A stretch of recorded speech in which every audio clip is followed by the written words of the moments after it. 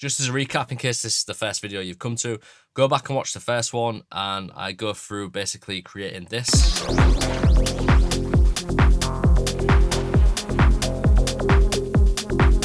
As a pattern, using the Syntakt, Digitakt 2, the Typhon, the Octatrack, and we're just at that stage now where we've kind of got it to a good place. So we've just started adding a vocal, but it got to an hour long, so I basically thought I'd stop that video and do a new one for the second part.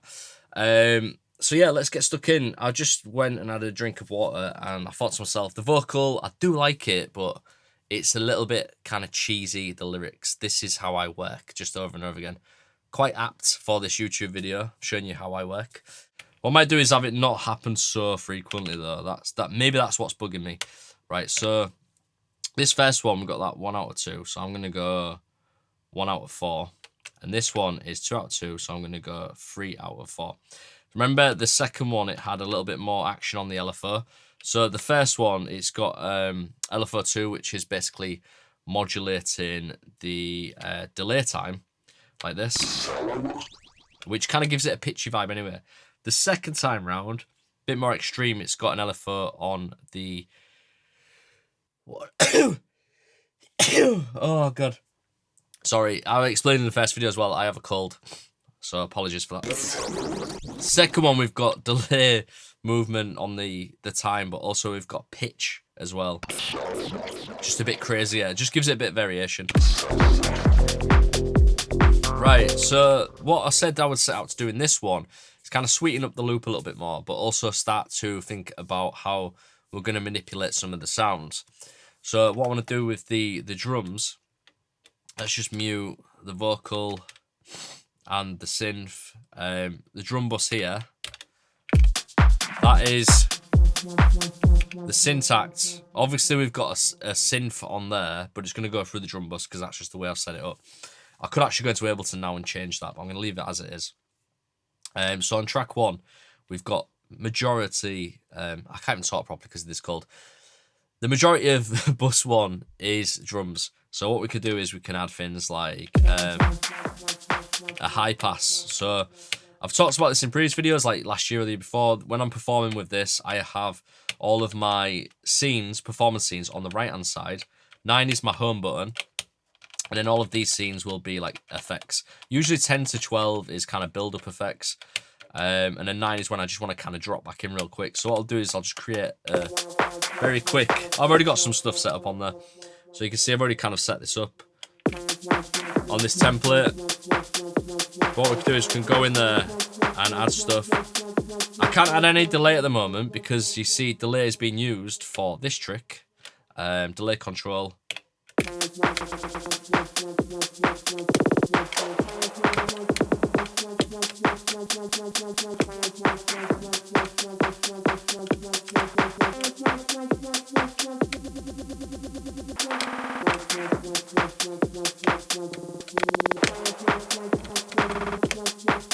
So I kind of like that. We'll go with that.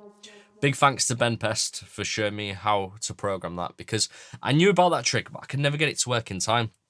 So I went around the houses and bought like Time Tosser, which didn't really work for me as well, but it is a good piece of kit. I don't know if you've seen that. It's like a little box that does pretty much that. But yeah, I could never get it to work in time, but it works pretty well.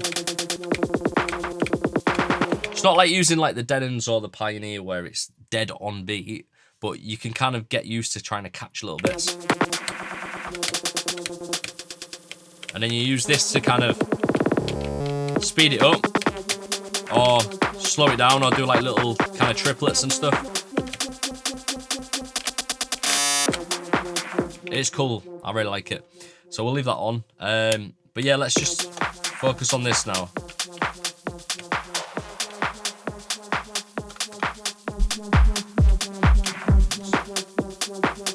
What we could do is we could set up a neighbor track. So let's set up neighbor track, and that will carry the audio over from this track onto this track.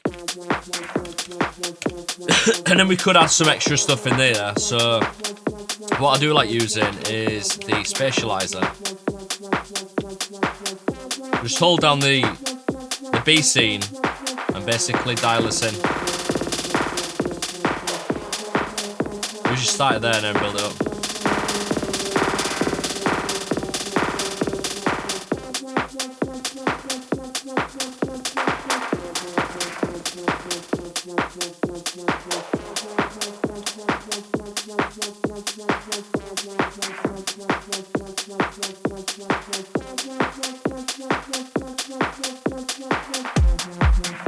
I love the Octatrack, it's so cool for just doing stuff like that. Right, so could add a reverb on there as well now. Let's try that. Do it as a send.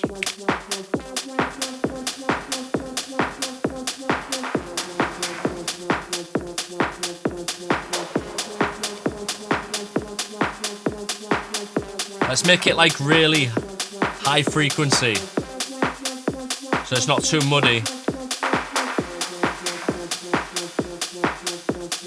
So there's a little trick I want to show you actually. So what I would do is, let's just get rid of this for the first bit.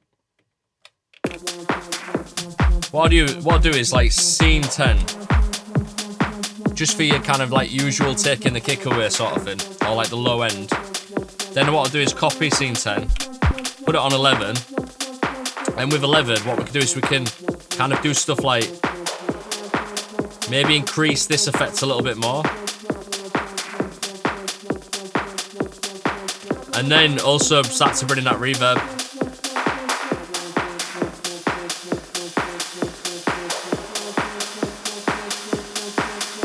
Go back to 1, bring that up.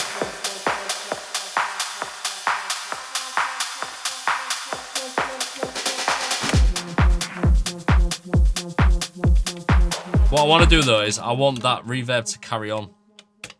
So what I can do is just set the lowest point of it.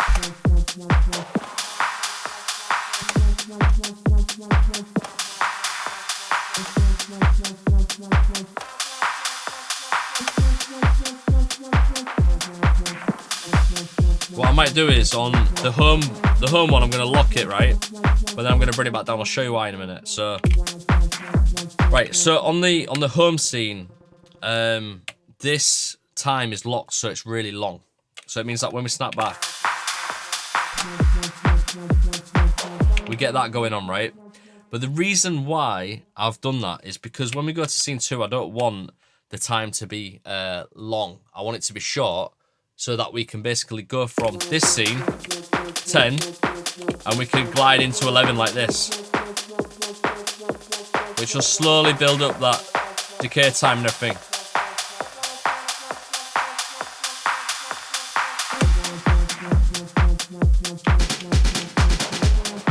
And I might also do the same for these as well. Oh, wrong thing. I suppose it doesn't really matter with them. Let's next set up 7, which is the synth bus. So again, for this one, actually I've already got it set up, but that's perfect.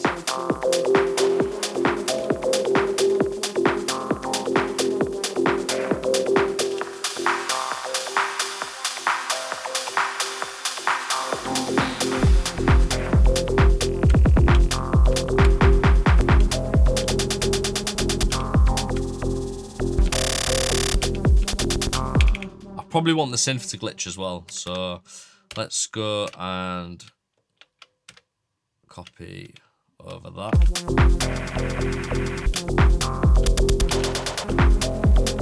Why is that not working?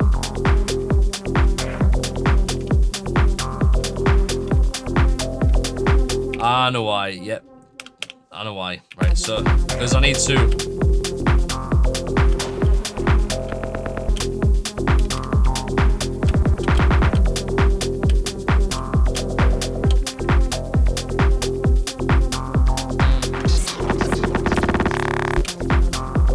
we can also do it on the vocal as well, like this, watch. Yeah, this should... Oh, no, it's 6. No, it's not. Right, let me go back to this. So we have got, I don't know, but we need to set up a neighbor track again. So let's set up a neighbor track. which will carry over the vocal. Let's just make sure the volume is the same, so 16 is what we want. It's the output. Then I'm going to go to any of the 107 tracks and copy over the delay. Let's just test it. Turn it on. That's cool. Now we can do that.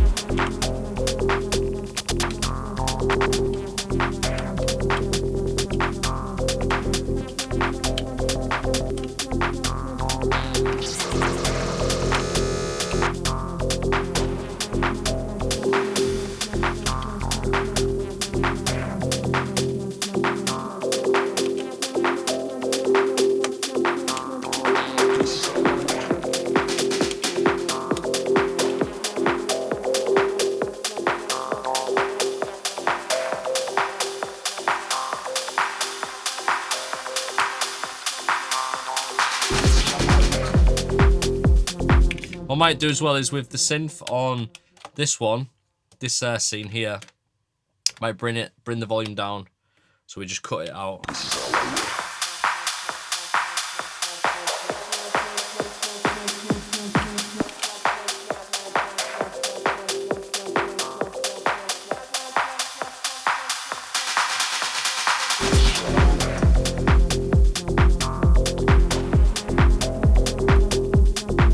That's cool. Let's look at some of the performance stuff done here. I've not got my MIDI controls set up at the moment. I haven't got these set up. The MIDI Fight Twister is unplugged at the moment, and also the Fader Fox isn't rigged into this right now. Actually, I think it might be, but I just can't be bothered setting it up. So what we're going to do is just go into... I forgot how to do it. I keep doing this. I get used to the Digitakt, and then I come back to this, and I forget. There we go. So we want to go into... setup, and then we want to go down to modulation wheel. Then what we want to do is turn this up, and we're just going to set some parameters for this synth here. So let's have it quite low to start with, and then set up mod wheel. So the first one is the filter. I'm thinking maybe the LFO as well, so LFO 1 depth, we'll try messing with that. Or is it LFO 2 depth actually? Speed's pretty cool as well.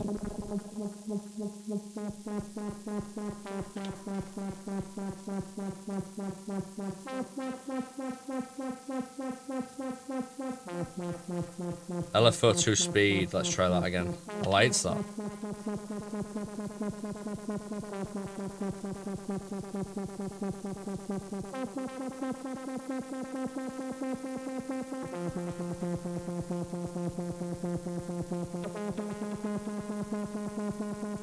I wanted to do some synth stuff though, so like, let's try.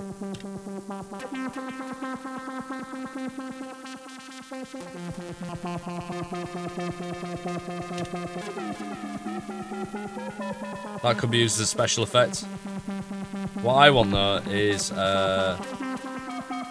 this one.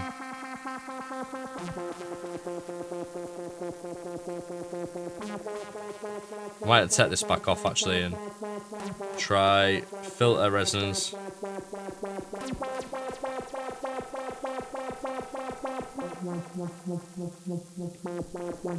See, I want more. I want to be able to like do things like take up the high pass of it and everything as well, but that's fine because we've got that on here. Got that on here anyway.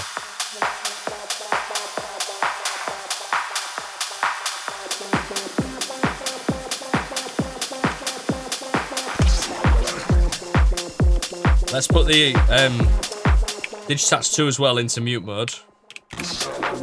So we've got easy access to these while doing fills.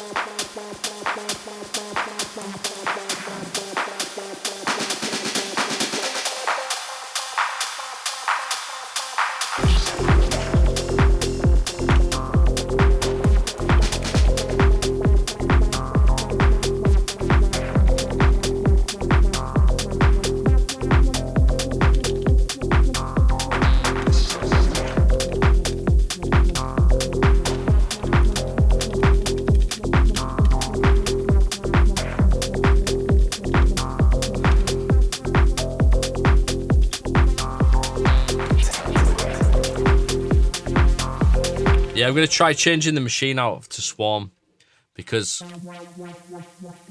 there's not enough brassiness when we open it up with the other one. Whereas this is a lot cooler. We can make use of that as well.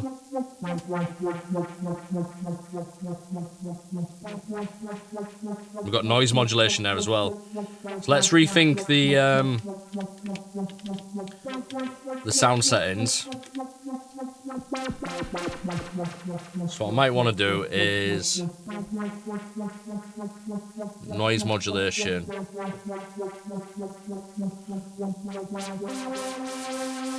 That's what I'm after. Bit more raspiness.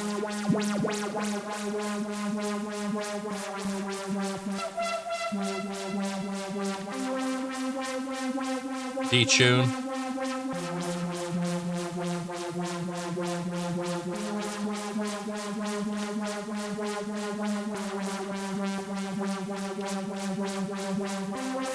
Maybe we could go for that LFO speed now. Let's try that again.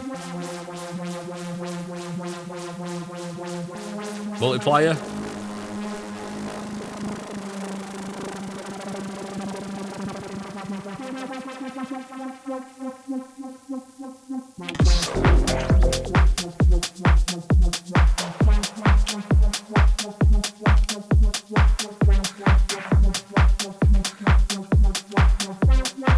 On 13, getting a bit sidetracked here, but 13, there was a sound that we had before. Let me just turn all this down. There was a sound that we had which sounds like, let me try and find it, bring it back online. Why are you not working? Oh, well, there we go. I want that to just kind of play out for maybe 8.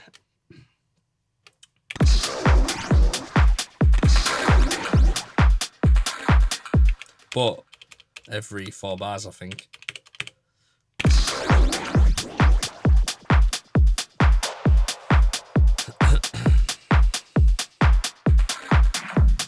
There we go.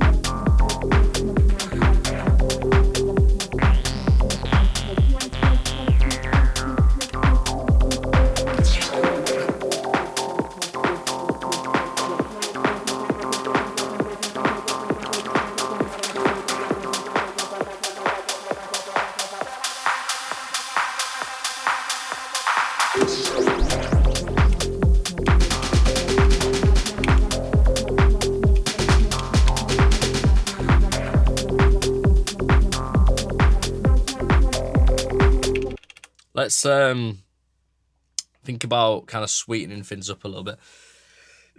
So with the Digitakts, obviously I can do some more stuff, like using the mod wheel or breath controller stuff like this to add some more dynamics or movement that I could do with a MIDI controller, but I'm going to kind of leave that for now.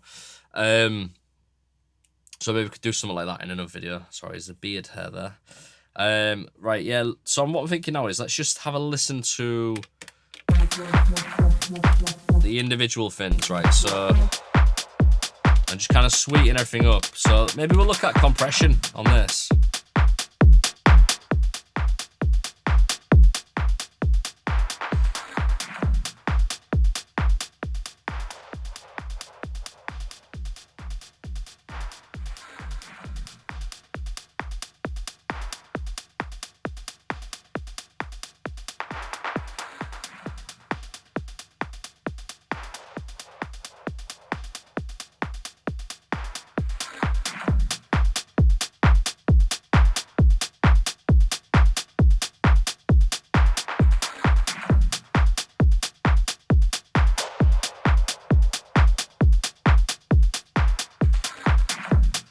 So that's kind of controlling the kick and the snare a little bit, pushing down on them. And then if we go to the drive again,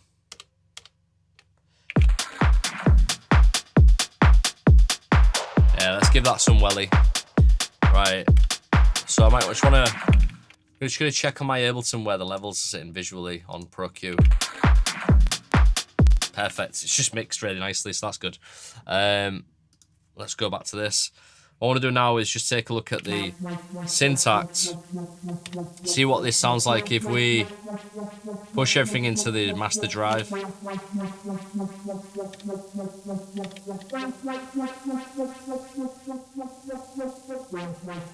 There we go, just add a bit more analog grit.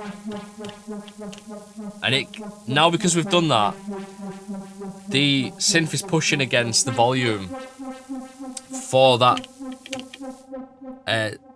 tape as well. Where's that gone? What have I just done there? Oh no. Oh no, what have I done? There we go. So yeah, with this tape, let me just come out of that.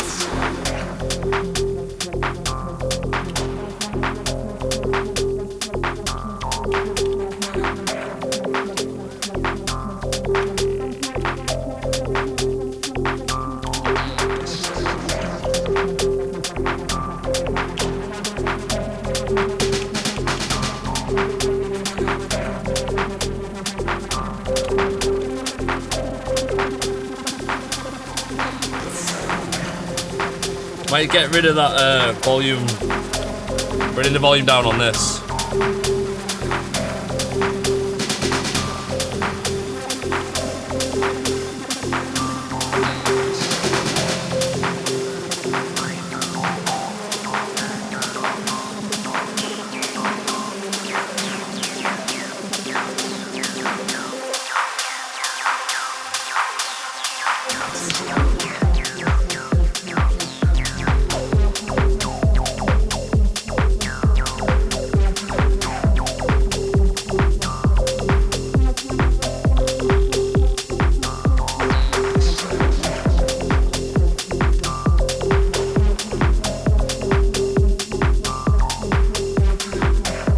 Nice, man. It's sounding good. Let me also just kind of save this as well. Just save that on part 3. That'll do. The other thing with this as well is because I haven't got my other tools, which is the Pirate Bridge MIDI, the Pirate MIDI Bridge 6, and also like the MIDI MIDI control stuff as well. I'm kind of losing a lot of controllability. You can do a lot on these boxes themselves, but I like to have everything kind of set up, having like performance macros on here that do specific things for that specific track. Also having like a reload button as well. I've got a reload button on the MIDI Fighter Twist there, which like resets everything. You know, so when you drop into a drop, you can obviously snap that back, but you want other things to kind of snap back as well. Like you might want these to snap back. As when I dropped then, these were kind of left up and it didn't sound right. And I was a bit slow getting to that. So there's things where you can do things like that where you reset. Obviously, you can press reload. So you could obviously do this. Save. And then save that's coming up like that.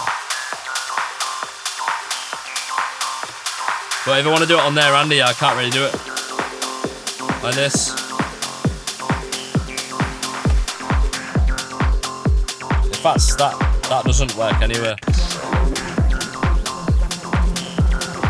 If I reload with that up, doesn't adjust that anyway, but that's where the Pirate MIDI Bridge 6 comes in. Just so you know what I'm talking about, yeah. This guy here, Pirate MIDI Bridge 6. These go into it. Go and watch my videos on this. It's a great piece of kit. This is going to go back on there soon. For playing live, you can basically navigate through your set with it, which is really cool. So you can label songs. So none of this kind of like writing down the patterns. This will say the song and the BPM and everything on here. And you can select through different tracks in your set. You can set up foot switches to enable and disable certain things. You can change pattern using these, which is what I do. And when you change a pattern, that will obviously reset parameters. You can even like put the performance macros like these. You can put multiple performance macros and multiple tracks on one knob, which again is something I do. That's why I've got 2 of these. These are 2 performance macros. One might be for a build-up. The other one might be for like setting specific modulations that sound quite cool, like twisting certain sounds on there. Very deep stuff, and I'm hoping like later on in this year I can start putting together a live set again, because I haven't done a live set really properly in quite a while, because I've been working on the drum project and that's taken on different variations as well, and the live rig's kind of changed as well. Also, punk electro is really hard to kind of perform on stuff like this because a lot of it is kind of like loop based and it's quite driven. But this kind of stuff just lends itself so well to this. Like I'm kind of like ducked to water when it comes to creating like techno or melodic techno, 4/4 type of stuff. Like I just find it really easy on these machines, especially when you've got melodics involved. You've got a lot of stuff to play around with there. So I might do something like that in the near future. So the other thing I want to say as well is just a quick reminder, if you want to join any of the courses, we've got courses on the Syntakt, Digitakt, Typhon, and also the Synth, and there's also a bunch of sample packs and preset packs for various machines and DAWs as well. So my name's James Orvis. We're just going to keep this one short at half an hour compared to the hourly ones. I think we're kind of finished there. If you want me to do any more videos on this, or you want me to start recording this in and make a track out of it in Ableton, let me know in the comments if you want me to do that. My name's James Orvis. See you in the next video.